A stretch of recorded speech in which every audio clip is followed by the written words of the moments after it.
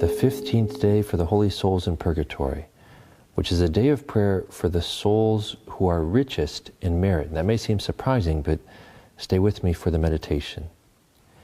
If you can procure by suffrages the release of this soul, that is the soul who's at the highest point of purgatory, the richest in merits, you ensure to yourself an advocate with God, so much the more powerful as this advocate is richer in grace and merit.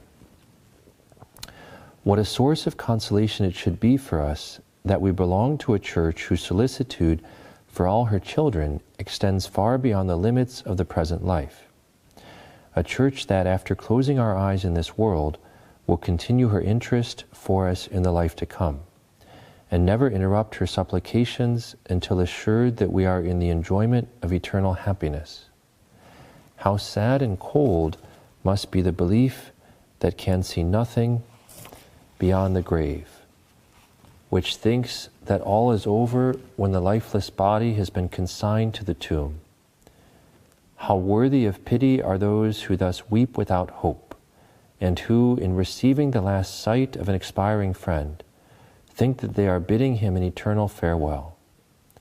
But for us, who know that death is but the passage to another and a better world, who expect that we shall meet again in eternity those from whom we have been separated in time, how consoling it is to feel that the love of which we were never weary of giving them proofs here below may be shown much more efficaciously now, and that too not by costly tributes of affection, not by erecting lofty monuments, which flatter the vanity of the living rather than contribute to the relief of the dead, but by praying for them, by offering to heaven in their behalf the pleasing sacrifice of our good works.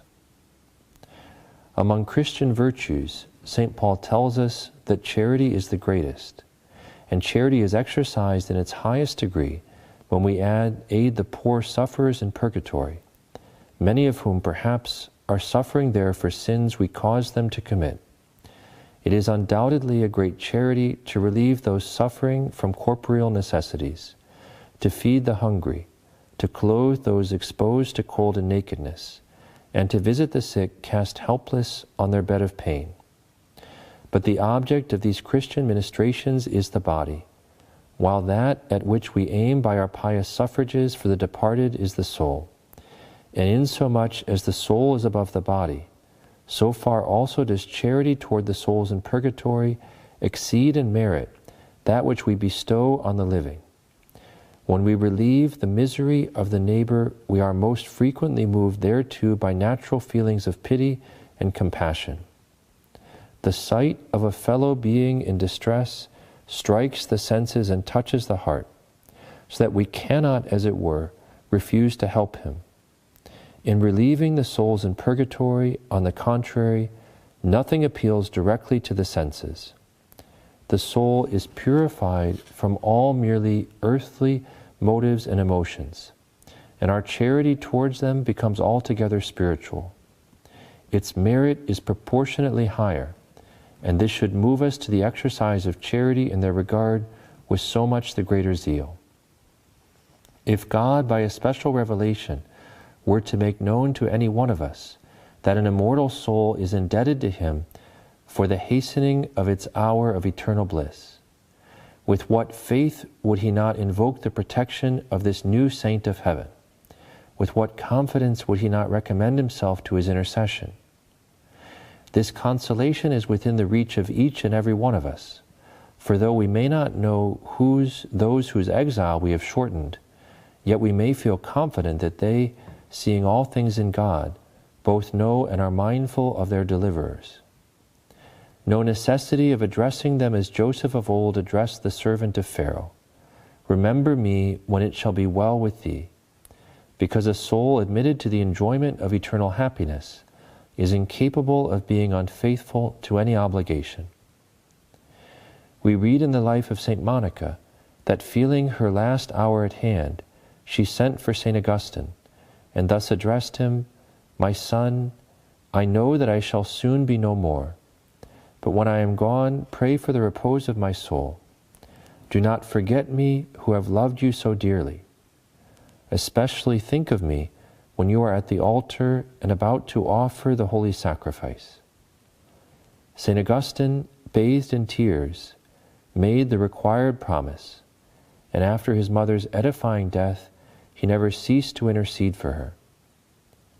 God of mercy, he exclaimed in his sorrow, forgive my mother the faults which she may have committed. Enter not into judgment with her. Turn aside thy eyes from her sins. Remember that on the point of expiring, she thought not of the honors which should be paid to her lifeless corpse. She asked only that she should not be forgotten at thy altar, in order that any stains of sin which might not have been expiated during her life should be washed away. Supplications like these, we may confidently expect, will be offered up for us also, if we have secured for ourselves intercessors at the last solemn hour. In like manner will our souls too be refreshed by the salutary dew of prayer, and if for the souls of our brethren we have imposed any privations or sacrifices upon ourselves, they will be repaid with interest. For if to give to the poor is to lend to the Lord, what is it to give relief to the souls of our brethren, suffering under the avenging stroke of God's justice? Saint Gertrude, whose feast the Church celebrates today, had great zeal in praying for the suffering souls. Actually, it celebrates tomorrow, November the 16th. Had great zeal in praying for the suffering souls. On one occasion, while Mass was being offered for a person of her acquaintance who had died a short time before, the saint recited 5 paters in honor of our Lord's 5 wounds for the repose of her soul. And, moved by divine inspiration, she offered all her good works for the increase of the beatitude of this person. When she had made this offering, she immediately beheld the soul in heaven, in the place destined for her, and the throne prepared for her was elevated as far above the place where she had been as the highest throne of the seraphim is above that of the lowest angel.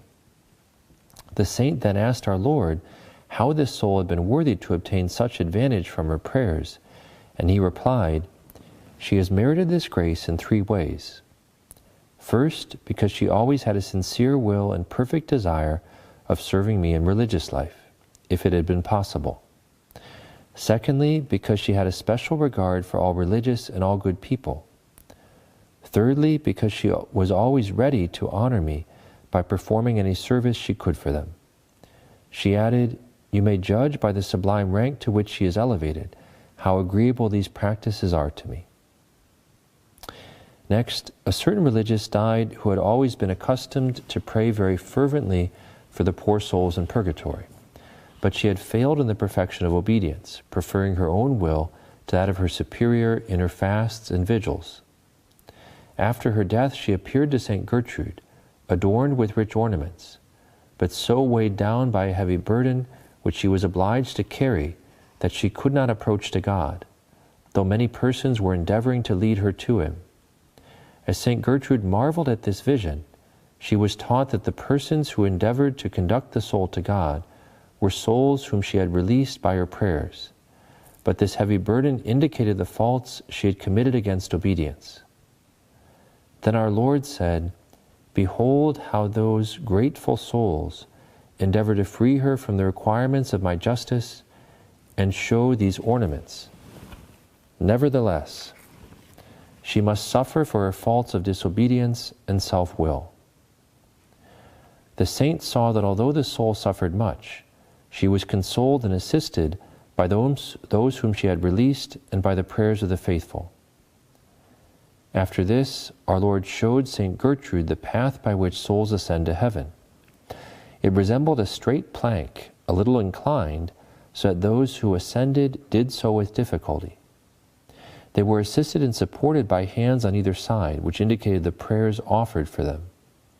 Those who were assisted by the angels had a great advantage, as these blessed spirits repelled the dragons who flew around, endeavoring to prevent their progress. The religious who had lived under obedience were assisted by a kind of railing, placed at each side of this plank, so that they were both supported and protected from falling.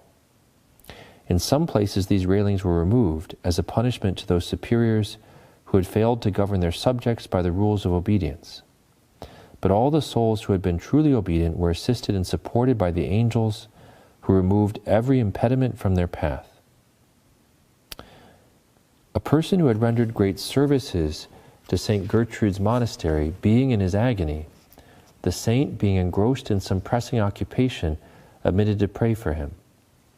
On hearing of his death, she reproached herself for her neglect of one who had always been kind to her community, and earnestly besought our Lord to reward him abundantly according to the multitude of his mercies.